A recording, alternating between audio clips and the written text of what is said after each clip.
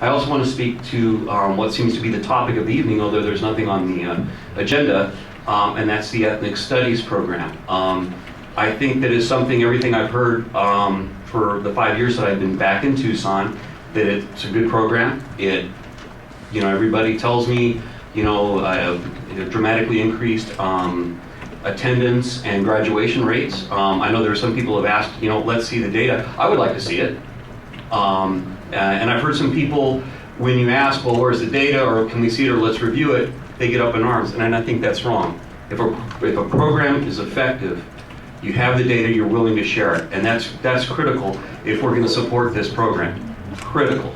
I would like to see it published and see to review it to make sure, as I think in one article, Dr. Petticoat, to make sure it's clean.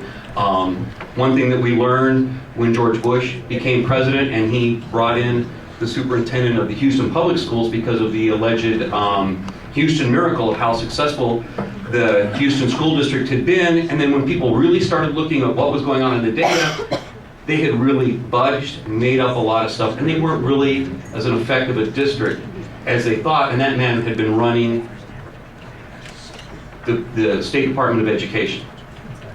So I urge the people that want to support the program in a positive way. Don't attack a board members or an incoming superintendent that have said in the past and have voted on here in meetings that I've even been at that they support the ethnic studies program. The lawyer says it's legal. You guys are I've got a lot of people yelling up here at the board and at administrators, and they're not the problem. The problem's in Phoenix. Register to vote. Let's keep some of those people out of office.